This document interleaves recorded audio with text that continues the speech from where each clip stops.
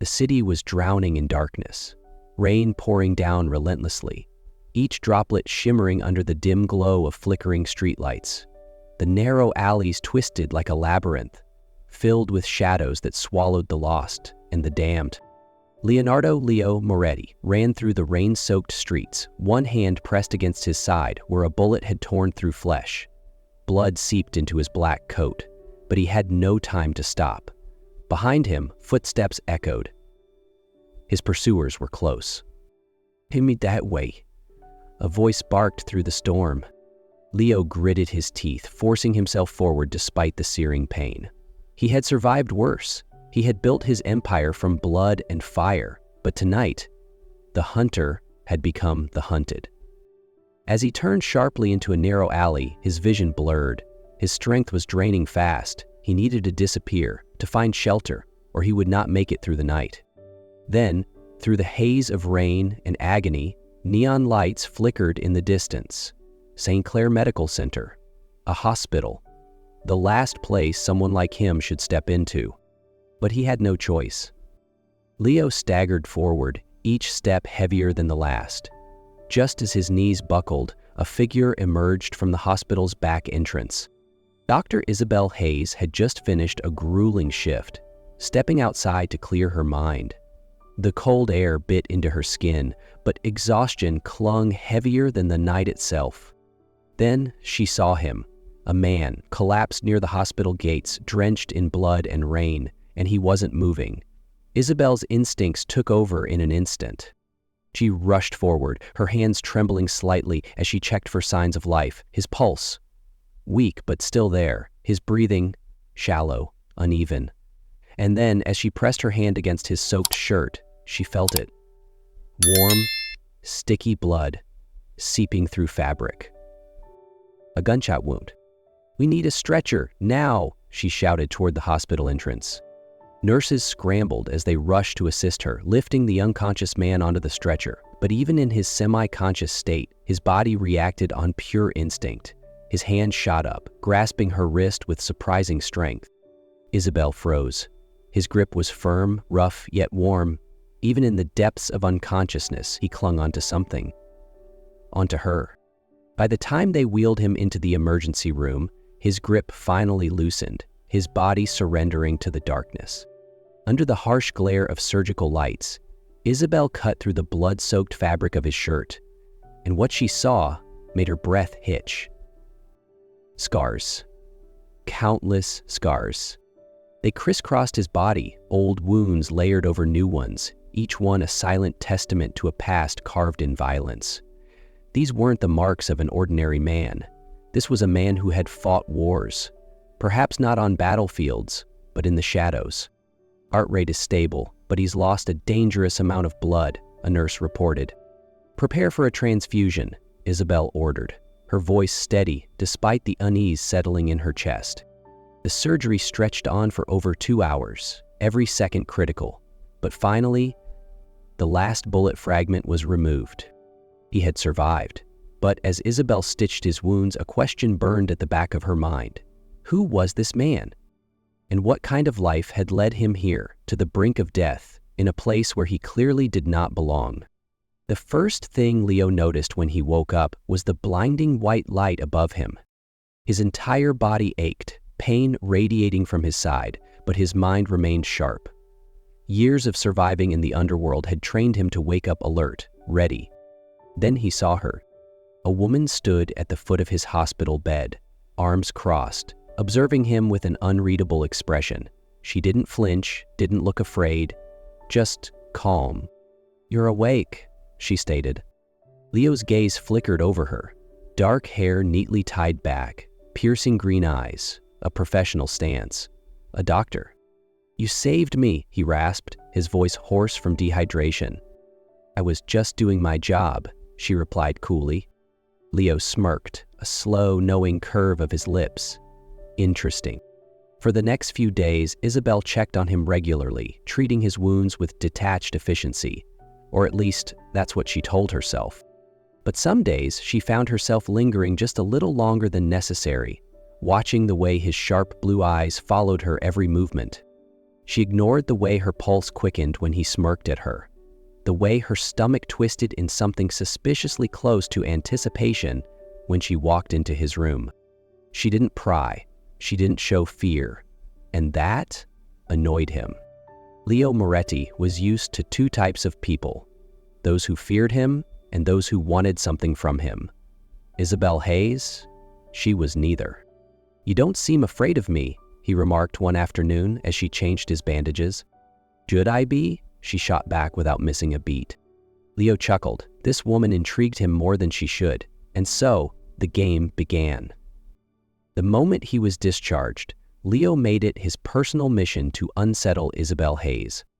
It started with small things, showing up at the hospital for the most ridiculous reasons. "Dr. Hayes, I think my stitches need checking."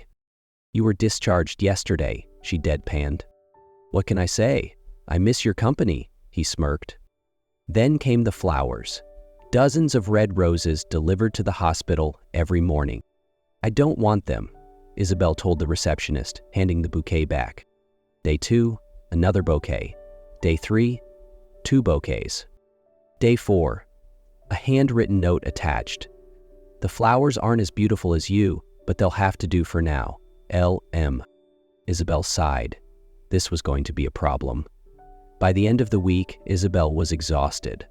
Long shifts, back-to-back surgeries, and Leo Moretti's relentless persistence were taking a toll on her. She barely had time to breathe, let alone deal with his antics. But today was different. From the moment she woke up, her body felt heavy. A dull headache throbbed at her temples, her limbs weak. But Isabelle wasn't the kind of person who let exhaustion slow her down. She had patients to care for.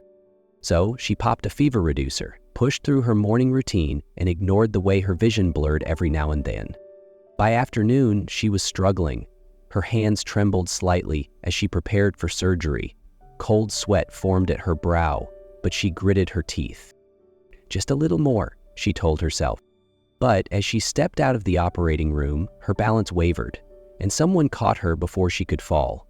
A firm grip. Familiar. Too familiar. "You're sick," Leo's deep voice rumbled near her ear. Isabelle blinked, trying to focus. Why was he here? "I'm fine," she muttered, trying to pull away. Leo didn't let go. His grip was strong, steady. "No, you're not," he said, frustration lacing his tone. Before she could protest, he scooped her up effortlessly, ignoring the startled gasps from the nurses around them. "Leo, put me down," she snapped.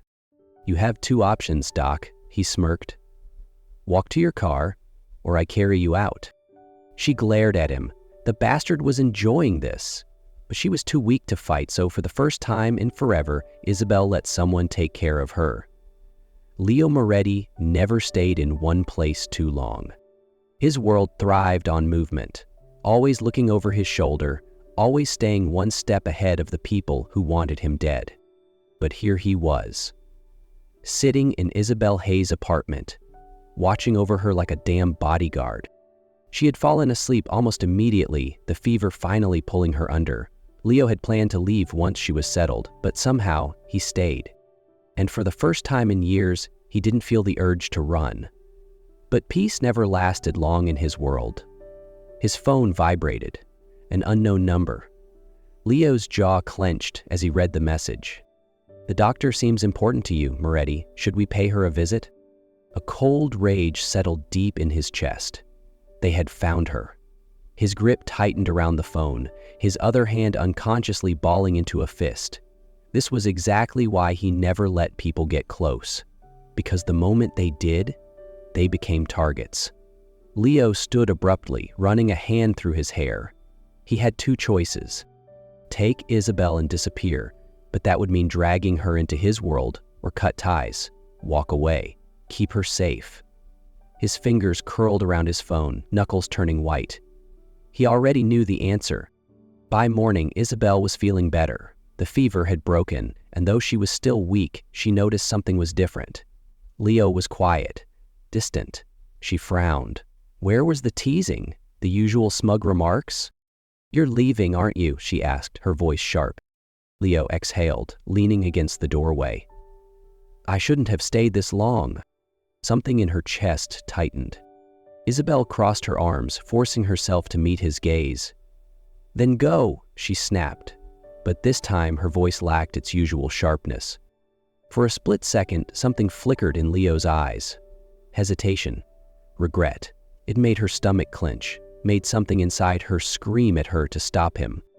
But she didn't, because she wasn't sure what she wanted more, to push him away or to beg him to stay. Leo's jaw tensed. He had expected anger, but he didn't expect hurt. Her green eyes darkened, not with fury, but with something far worse. Betrayal. A silent plea, unspoken but deafening. He could feel the weight of it pressing down on him, suffocating, making it harder to walk away. His fingers twitched at his side, resisting the urge to reach for her one last time. Just one more touch, one more moment. But that was a luxury he couldn't afford. So, he turned. And with every step he took away from her, it felt like he was bleeding all over again. Swallowing the bitter taste in his mouth, Leo forced himself to turn away. Each step felt like walking through fire. And when the door finally closed behind him, he realized this was the first time in his life that he had truly lost. And for the first time in his life, leaving felt like a mistake. 3 months. That was how long it had been since Leo Moretti vanished from Isabelle Hayes' life. She told herself she didn't care, that he was just a temporary disturbance. But then why did the hospital feel emptier without him? Why did she find herself glancing at the hallway, half expecting to see him walk in with that infuriating smirk? Why, when she finally allowed herself a moment of stillness at night, did her mind always wander back to him? But every time she walked past the hospital entrance, every time a stranger with dark hair and sharp eyes entered the ER, her heart betrayed her. Then, one night, everything changed. The emergency doors burst open with force, shouts filling the air. "We need a doctor, now!" A group of men dressed in black stormed into the hospital, carrying a blood-soaked figure on a stretcher. Isabelle's breath caught. No, this wasn't real. But the blood staining the hospital floor was real. The limp body on the stretcher was real. The way her knees nearly buckled was real. Her fingers curled into fists, nails digging into her palms. "Leo?" The name tore from her lips like a scream, raw and broken, before she was running, shoving past nurses, ignoring the pounding in her chest. She had spent 3 months trying to forget him, and now she was about to lose him all over again. His face was pale, his body still, blood soaking through his once white shirt, turning it deep crimson. There was so much blood. "Gunshot wound, critical condition," one of the men barked. Isabelle barely heard him. The hospital lights blurred, her chest tightening. "This isn't real. This can't be real." "Dr. Hayes, we need you." Her hands trembled. She couldn't do this. Then suddenly, a weak grip. Leo's fingers barely curled around her wrist. It was faint, but it was there. His eyelids fluttered open, his blue eyes hazy with pain, and then, through cracked lips, he uttered the words that shattered her heart. "I always loved you." And then his hand slipped away. The beeping monitors turned erratic, his body went limp. "We're losing him." Isabelle snapped back to reality. No. She refused to let this be the end. "Prep the OR, now," she shouted, her voice shaking. As Leo was rushed into surgery, Isabelle followed, her heart pounding violently against her ribs. This time, she wouldn't let him go. This time, she would fight for him. The operating room was silent, except for the steady beeping of machines and the tense whispers of the surgical team. Isabelle stood over Leo's unconscious body, her gloved hands stained with his blood. "Scalpel," she ordered, her voice firm despite the tremor in her chest. Every cut she made, every movement, was personal.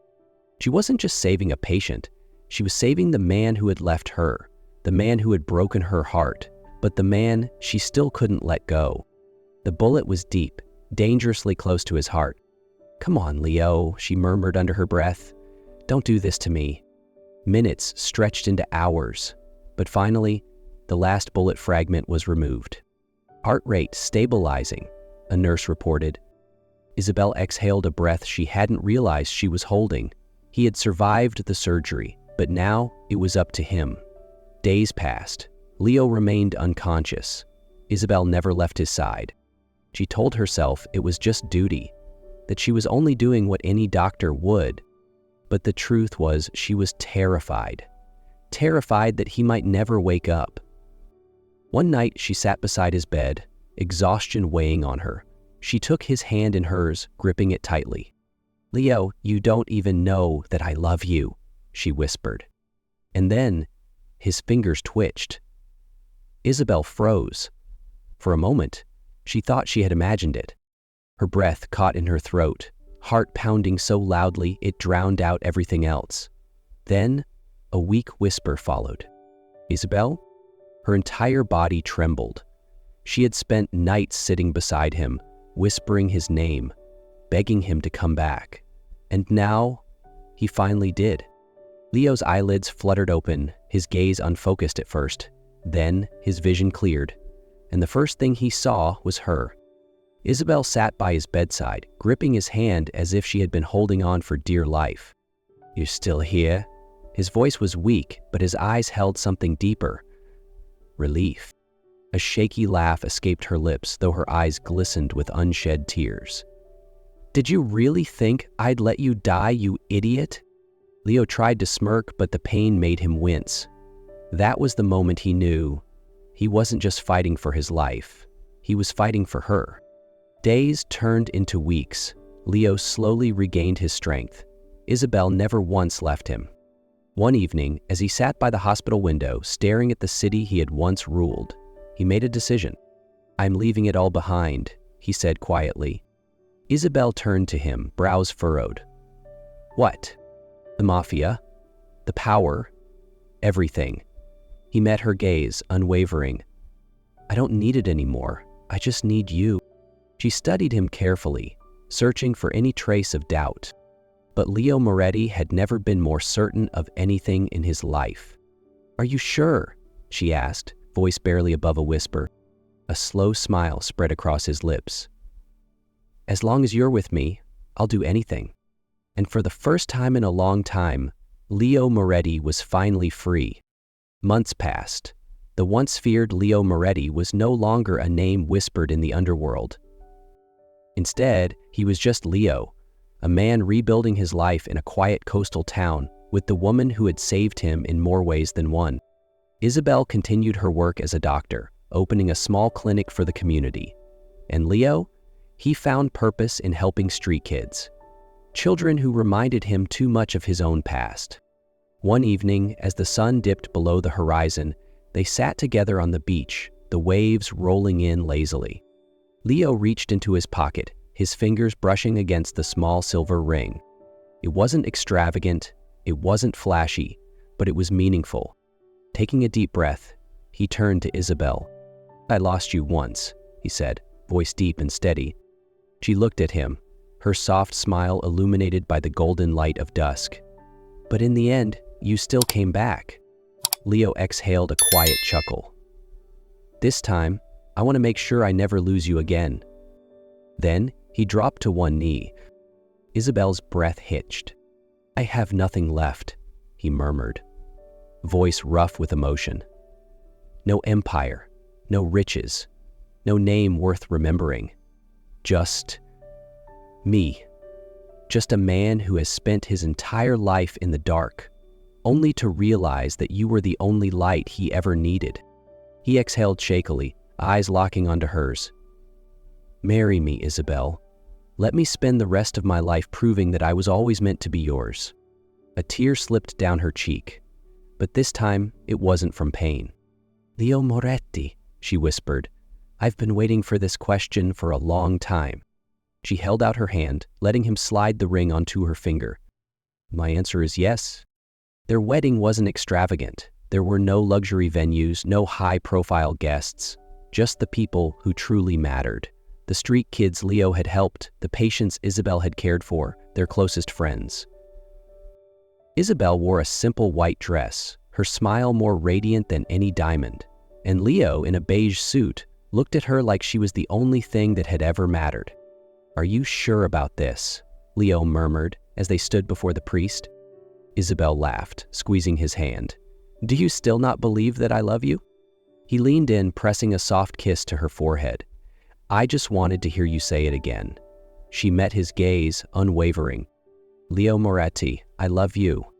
And with that, the man who had once lived in the shadows finally found his forever. Not in power, not in fear, but in the steady rhythm of her heartbeat against his. And for the first time in his life, Leo Moretti was home.